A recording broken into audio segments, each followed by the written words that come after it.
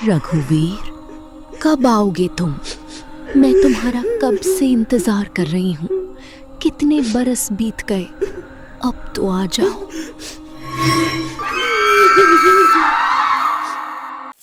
अरे सुनती हो, रघुवीर आज गौना करवाकर अपनी बहू को ला रहा है। सच कह रही हो? हाँ रे, कल रात में ही उससे बात हुई। आज शाम तक बहू घर आ जाएगी। अरे वाह, कितने साल बाद तो उसके घर भी रौनक होगी। बेचारा बचपन से अकेला ही तो है। गांव की औरतें कुएं के पास बैठकर बातें कर रही थी। एक बूढ़ी औरत ने पानी की बाल्टी खींचते हुए कहा, रघुवीर के माँ बाप होते तो आज कितना खुश होते। सही कह रही हो। लड़का भी कितना सीधा है, किसी से ऊंची आवाज में बात तक नहीं करता। लेकिन सुना है कि उसकी पत्नी बहुत सुंदर है। तूने देखा है? नहीं, लेकिन उसके गांव की एक चाची बता रही थी, कह रही थी कि पूरे इलाके में ऐसी लड़की नहीं है। उधर गांव के दूसरे छोर पर रघुवीर के छोटे से घर में तैयारियां चल रही थीं। रघुवीर बार बार बाहर आकर रास्ते की तरफ देख रहा था। अरे भाई, कितनी बार रास्ता देखेगा? तुझे ही जाना है अपनी बीबी को लाने। पता नहीं, मन ही नहीं लग रहा। आज तो तेरे चेहरे की चमक ही अलग है। पहली बार तेरी पत्नी घर आ रही है। खुश तो तू होगा ही। तुम दोनों भी ना। मैंने उसे शादी के बाद बस एक दो बार ही देखा था, तब मैं भी बच्चा था। तो आज ठीक से देख लेना। बस तुम दोनों कोई मजाक मत करना उसके सामने। क्यों भाई? वो नए घर में आएगी, उसे अजीब नहीं लगना चाहिए। शाम होते होते गांव की पगडंडी पर बैलगाड़ी दिखाई दी। रघुवीर अपनी बीवी का गौना करके घर ले आया था। बच्चे सबसे पहले दौड़कर पहुंचे। गांव की औरतें घरों से निकल आईं। आ गई, रघुवीर की बहू आ गई। से सावित्री धीरे धीरे सबको देखती है। अरे रघुवीर, अब तो शर्म छोड़ दे, तेरी ही पत्नी है। सावित्री ने शर्माकर सर झुका लिया। बाहर खड़ी बृजमोहन और सुखदेव भी अंदर की बातें सुन रहे थे। सच में बहुत सुंदर है। रघुवीर की किस्मत तो देख, इतनी सुंदर पत्नी जो मिल गई। बृजमोहन कुछ नहीं बोला, बस अंदर की तरफ देखता रहा। रात में जब सब लोग चले गए, तब रघुवीर और सावित्री घर में अकेले थे। थक गई हो? गांव अच्छा लगा? बहुत शांत और सुंदर है। तुम्हें जो चाहिए होगा मैं लाकर दूंगा, बस थोड़ा समय लगेगा। आप क्या काम करते हैं? खेती भी करता हूं, कभी कभी मजदूरी भी। माँ बाबूजी के जाने के बाद तो आप बिल्कुल अकेले हो गए होंगे ना? हाँ, माँ पिताजी के चले जाने के बाद मैं बिल्कुल अकेला हो गया था। वैसे गांव वालों ने मुझे संभाल लिया। वो सब मेरे अपने परिवार जैसे हैं, और सबसे अच्छे हैं मेरे दोनों दोस्त, जो मुझे भाई से भी बढ़कर प्यार देते हैं। आप चिंता मत कीजिए, मैं आ गई हूं ना। अब आपका और इस घर का पूरा ध्यान रखूंगी। अगली सुबह सावित्री आंगन में झाड़ू लगा रही थी। तभी बृजमोहन और सुखदेव वहां आए। भाभी, रघुवीर है? वो तो नहीं है, अभी खेत गए हैं। कब तक आएगा? उन्होंने कहा था दोपहर हो जाएगी। कोई काम था आपको? नहीं, ऐसे ही आए थे। भाभी, गांव में कोई परेशानी हो तो हमें बता देना। ठीक है। रघुवीर आजकल खेत से देर से लौटता है। उसकी शादी जो हो गई है, मेहनत नहीं करेगा तो अपनी बीवी को क्या खिलाएगा? 2-3 दिन में उसे शहर भेज देते हैं। तो सच में ऐसा करेगा? क्यों नहीं? और सावित्री, वो यहीं रहेगी। लेकिन रघुवीर को शक हो गया तो उसे शक होने का मौका ही नहीं देंगे। कुछ महीनों बाद दोनों रघुवीर के घर आए। शहर में काम निकला है, मजदूरी अच्छी है। कितने दिन का है? 2-3 महीने। 2-3 महीने? ये तो बहुत ज्यादा है। मैं अकेले कैसे जाऊं? सावित्री यहां अकेले रह जाएगी। हम है ना, लेकिन मैं उसे अभी अभी लेकर आया हूं और अकेला छोड़ दूं? आप जाइए, काम जरूरी है। तुम्हें कोई दिक्कत तो नहीं होगी ना? मैं बिल्कुल ठीक हूँ। देखा, भाभी ने कह दिया ना। अब तू जल्दी से अपना सामान बांध। रघुवीर ने आखिर जाने के लिए हामी भर दी। उसके जाने के कुछ महीनों बाद एक शाम को सावित्री के घर बृजमोहन और सुखदेव आए। सावित्री ने दरवाजा खोला। आप दोनों? क्या हुआ? रघुवीर का संदेश आया है। उन्हें कुछ हुआ तो नहीं? उसे शहर में बहुत अच्छा काम मिल गया है। हाँ, उसने कहा है कि तुम भी उसके पास आ जाओ। घबराओ नहीं, हम तुम्हें छोड़ देंगे। सावित्री ने तुरंत अपना छोटा सा सामान बांधा। उसने घर पर ताला लगाया। तीनों गांव से निकल पड़े। लेकिन कुछ देर बाद उसने देखा कि रास्ता शहर की तरफ नहीं जा रहा था। कहाँ जाना है? शहर अभी कितना दूर है? बस आगे। ये रास्ता कहाँ जा रहा है? हम दूसरे रास्ते से जाएंगे। सावित्री ने सामने देखा, घने बांस दिखाई दे रहे थे। ये तो बसवारी है। मुझे शहर नहीं जाना, मुझे वापस गांव ले चलो। अब वापस नहीं जा सकती। सावित्री ने पहली बार दोनों के चेहरे को गौर से देखा। उसे समझ आने लगा था कि उसे धोखे से यहां लाया गया है। तुम दोनों ने मुझसे झूठ बोला है। रघुवीर ने मुझे नहीं बुलाया है ना? सावित्री ने पीछे देखा। सामने अंधेरी बसवारी थी और पीछे वो दो खड़े थे। वो समझ चुकी थी कि अब उसे खुद ही अपने लिए रास्ता निकालना होगा। तुमसे बचने के लिए अगर इस बसवारी में भी जाना पड़े तो जाऊंगी।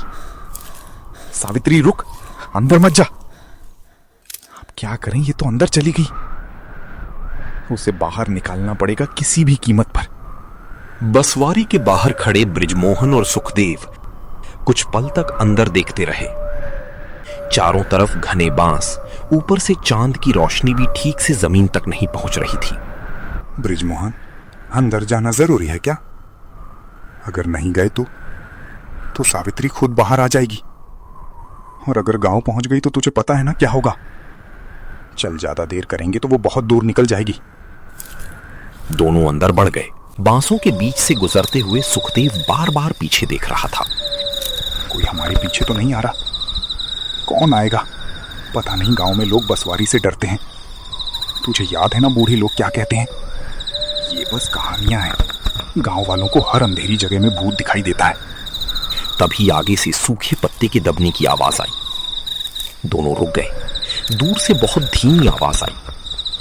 सावित्री! दोनों आवाज की तरफ दौड़े ही थे, लेकिन वहां पहुंचकर कोई नहीं मिला। सावित्री! था तो सिर्फ बांसों का झुरमुट। वे आगे बढ़े। जल्दी चल, अभी तो आवाज आई थी, कहां भाग गई? शायद आगे निकल गई होगी। सुखदेव का पैर किसी चीज में अटक गया। वो नीचे गिरते गिरते बचा। क्या हुआ? ये देख। सुखदेव ने नीचे देखा। वहां एक टूटी हुई चप्पल पड़ी थी। ये चप्पल, ये तो सावित्री की है, जैसी उसके पैरों में थी। इसका मतलब वो इधर ही कहीं है। चल आगे चल के देखते हैं। उधर सावित्री बसवारी के अंदर बहुत दूर निकल चुकी थी। उसका पैर कांटों से कट चुका था। उसकी सांस तेज चल रही थी।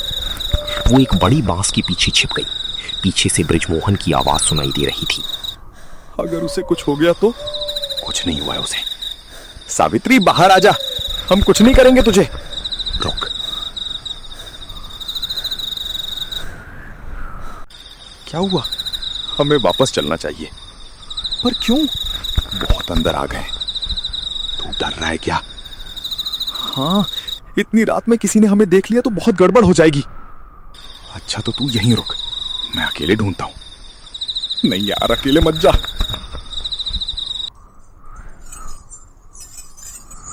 वो रही, वाह, आवाज आ रही है उसकी। सावित्री! सावित्री! आवाज पीछे से आई है। हमें बाहर चलना होगा। पर सावित्री को यहां छोड़कर? अगर वो बच गई तो खुद रास्ता ढूंढ लेगी। क्या बोल रहा है तू? वो रास्ता ढूंढ लेगी? वो गांव जाकर सबको बता देगी हमारे बारे में। हमें उसे ढूंढना ही पड़ेगा। मुझे लगता है वो निकल गई किसी दूसरे रास्ते से। अगर वो गांव पहुंच गई तो करीब सावित्री! आधे घंटे तक दोनों सावित्री को खोजते रहे, सावित्री! लेकिन वो कहीं नहीं मिली। सावित्री! सावित्री! अब दोनों थक चुके थे। फिर बृजमोहन की नजर सामने सूखी घास पर पड़ी। बृजमोहन ने सूखी घास इकट्ठा की, फिर उसने सूखी घास में आग लगा दी। पहले छोटी सी लौ उठी, कुछ ही पलों में आग बांसों तक पहुंच गई। बृजमोहन, आग बहुत फैल गई है। तो फैलने दे। अगर वो अंदर हुई तो फिर वो गांव जाकर किसी को कुछ नहीं बताएगी। मैं ये नहीं कर सकता यार। हमें करना पड़ेगा, खुद को बचाना पड़ेगा। कोई तो बचाओ। आखिरी बार भगवान सोच के ले लिए यार। मुझे बचाओ। हमने बहुत गलत किया यार। बचाओ मुझे वो रघुवीर। आखिरी बार भी रघुवीर को ही पुकार रही है। कहाँ है मेरा रघुवीर? बुलाओ उसे यहाँ। मर गई क्या? आवाज तो नहीं आ रही है। रघुवीर को क्या बताएंगे? यही कि सावित्री किसी के साथ भाग गई। अगर उसने पूछ लिया कि कहाँ गई, कह देंगे पता नहीं। दोनों काफी देर तक वहीं खड़े रहे। सुबह गांव में किसी को कुछ पता नहीं था कि रात में बसवारी में क्या हुआ। सूरज निकलते ही खेत की तरफ जाने वाले कुछ लोगों ने देखा कि गांव के बाहर से धुआं उठ रहा है। अरे उधर धुआं कहां से आ रहा है? बसवारी की तरफ से लगता है। जैसे जैसे वो बसवारी के पास पहुंचे, उनके कदम अपने आप ही रुक गए। पूरी बसवारी जल चुकी थी। ऊंचे ऊंचे बांस जो हमेशा हवा में सरसराते रहते थे, अब जमीन पर काले पड़े थे। ये क्या हो गया? इतनी बड़ी बसवारी पूरी रात में जल कैसे गई? किसी ने रात में आग देखी थी? नहीं मुखिया जी, मुझे तो सुबह ही पता चला। हवा भी तेज नहीं थी, फिर आग इतनी जल्दी कैसे फैल गई? उन्होंने नीचे देखा, राख के बीच कुछ चमक रहा था। बाबा ने हाथ से राख हटाई। वहां एक आधी जली हुई चांदी की पायल पड़ी थी। ये पायल किसकी होगी? वो पायल? चुप कर, सब तुझे ही देख रहा है, किसी को शक ना हो जाए। लेकिन वो सावित्री की थी, मुझे पता है। अगर किसी ने पहचान लिया तो? किसी को नहीं पता कि सावित्री हमारे साथ थी। अगर गांव वालों ने रघुवीर को बता दिया सावित्री के बारे में तो नहीं, उससे पहले हमें उससे बात करनी होगी। दोनों जानते थे कि जिस आग को उन्होंने लगाया था उसमें सावित्री बच नहीं सकती थी। शाम को दोनों ने रघुवीर को फोन किया। बड़े दिन बाद फोन किया? गांव में सब ठीक है ना? रघुवीर भाई, गांव में एक बात हुई है सावित्री के बारे में। क्या हुआ सावित्री को? वो ठीक तो है। वो शायद किसी के साथ चली गई। ये क्या बोल रहे हो तुम दोनों? तुम्हारा दिमाग तो ठीक है? मैं अपनी सावित्री के बारे में कुछ नहीं सुनूंगा। गांव में सब तरह तरह की बातें बना रहे हैं, तुझ पर हंस रहे हैं, तुझ पर थू थू कर रहे हैं। तू अभी मत आ, हम यहां उसे ढूंढ रहे हैं। हमें जैसे ही कुछ पता चलेगा हम तुम्हें खुद उसके पास ले चलेंगे। लेकिन उसने ऐसा क्यों किया? वो तो ऐसी नहीं थी। नहीं, वो जहां खुश है उसे रहने दो, उसे परेशान मत करना। अब मैं क्या मुंह लेकर आऊंगा? वो अब कभी गांव नहीं आएगा, यही तो चाहिए था। कोई सावित्री के बारे में पूछेगा तो कह देंगे कि वो रघुवीर के साथ शहर चली गई। रघुवीर यहां कभी आएगा नहीं, तो कौन पूछेगा उससे? रात हो गई थी। गांव में सब सो गए। बसवारी के पास अब कोई जाने की हिम्मत नहीं कर रहा था। लेकिन आधी रात के करीब एक किसान खेत से लौट रहा था। वो बसवारी के पास से गुजरते हुए अचानक रुक गया। उसने देखा जहां सुबह तक जली हुई जमीन और काली राख थी, वहां अब कुछ भी जला हुआ नहीं था। वही ऊंचे बांस, वही घना झुरमुट, वही संकरा रास्ता,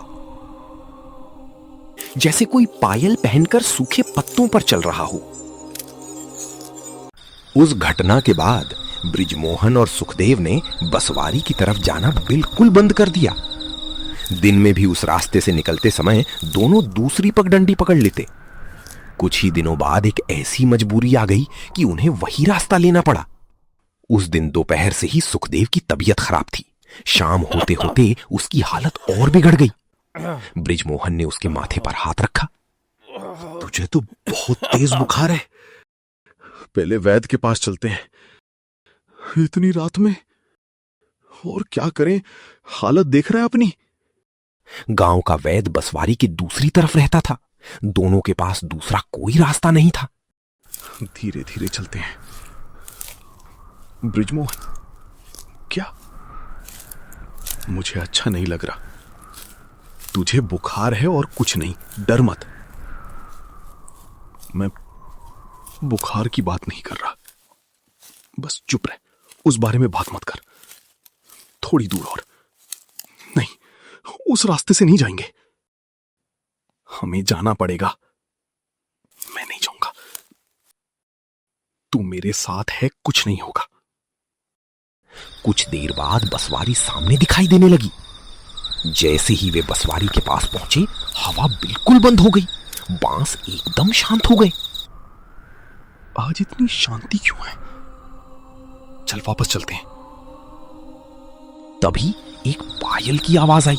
ये आवाज बसवारी की अंदर से आ रही थी। आवाज को भूल जा।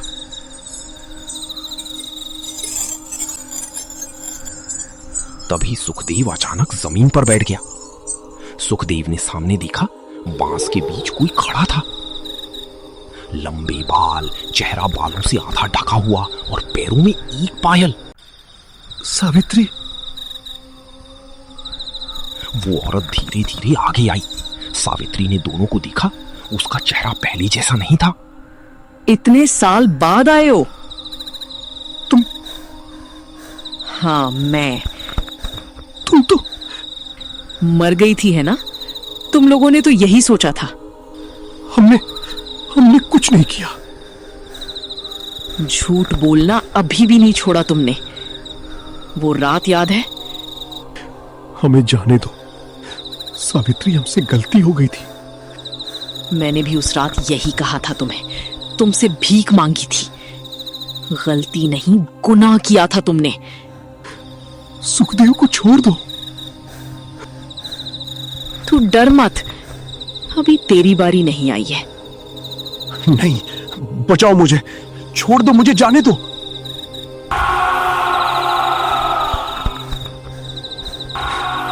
नहीं, सुखदेव मेरा दोस्त है। बृजमोहन उस रात घर पहुंचने के बाद से एक शब्द नहीं बोल रहा था। उसकी पत्नी बार बार पूछती रही कि सुखदेव कहां है, लेकिन वो बस यही कहता रहा कि मुझे नहीं पता। उसके कानों में सिर्फ एक ही बात गूंज रही थी कि अगली बारी तुम्हारी है। रात के करीब 2 बजे अचानक मोबाइल की घंटी बजी। बृजमोहन ने कांपते हाथ से फोन उठाया। स्क्रीन पर नाम देखकर उसके हाथ सुन्न पड़ गए। सुखदेव, तू कहां है? जहां तू मुझे छोड़कर भाग गया था, तू अभी भी बसवारी में है? हाँ, बाहर निकल वहां से। वो निकलने देती तो मैं कब का निकल गया होता। परेशान मत हो, मैं गांव वालों को लेकर आऊंगा। नहीं, किसी को यहां मत लाना। तू बस रघुवीर को फोन कर और यहां बुला। पागल हो गया है, वो रघुवीर का इंतजार कर रही है। रघुवीर नहीं आया तो वो तुझे भी, मुझे भी क्या? बोल। इंतजार कर रहा हूं तेरा, उसे लेकर जल्दी आ। उसने तुरंत रघुवीर का नंबर निकाला। उंगली कॉल वाले बटन पर जाकर रुक गई। इतने साल से उसने रघुवीर से आंखें चुराई थी, लेकिन अब बात छुपाने का कोई रास्ता नहीं था। उसने कॉल कर दी। हेलो, कौन? मैं बृजमोहन। रघुवीर, तू गांव आ जा। क्यों? सुखदेव, क्या हुआ उसे? वो बसवारी के पास गायब हो गया। बसवारी? तुम दोनों वहां क्यों गए थे? बृजमोहन, सच बता। तू बस गांव आ जा, बाकी सब यहां आकर बताऊंगा। सावित्री के बारे में कुछ पता चला? नहीं। ठीक है, मैं सुबह निकलता हूं। रघुवीर को गांव आए हुए 2 दिन हो चुके थे। इन 2 दिनों में उसने कई लोगों से सावित्री के बारे में पूछा, पर उन लोगों ने यही कहा कि उन्हें तो यही पता है कि सावित्री रघुवीर के साथ ही शहर में थी। रघुवीर के मन में अब सवाल उभरने लगे। सुखदेव और बृजमोहन ने तो कहा था कि वो कहीं चली गई, पर गांव वाले तो कह रहे हैं कि वो रघुवीर के साथ शहर में थी। उस रात रघुवीर सो नहीं पाया। तभी बाहर से उसे एक आवाज सुनाई दी। वो उठकर बैठ गया। रघुवीर, तुम आ गए? रघुवीर की आंखों में आंसू आ गए। वो बिना किसी को बताए घर से निकल पड़ा। उसके कदम खुद ब खुद बसवारी की तरफ बढ़ते गए। सावित्री सामने आ गई। उसका चेहरा पहले जैसा नहीं था, लेकिन रघुवीर ने उसे पहचानने में एक पल भी नहीं लगाया। कहां थी तुम? क्यों चली गई मुझे छोड़कर? कितनी देर कर दी आने में। मुझ पर विश्वास क्यों नहीं किया? मुझे झूठ बताया गया था और तुमने मान लिया? हाँ, मेरी गलती थी। तुम्हें पता है उस रात क्या हुआ था? नहीं। सावित्री ने पूरी बात बता दी। कैसे दोनों उसे बहाने से गांव से बाहर ले आए, कैसे उसने खुद को बचाने के लिए बासों के अंदर भागने की कोशिश की और कैसे उन्होंने बंसवारी में आग लगा दी। रघुवीर, बचाओ मुझे रघुवीर! रघुवीर, बचाओ मुझे रघुवीर! तुमने मुझे क्यों नहीं बताया? क्यों आवाज नहीं दी? दी थी, बहुत दी थी, लेकिन उस रात मेरी आवाज आग के अंदर ही दब गई। मैंने तुम्हें अकेला छोड़ दिया।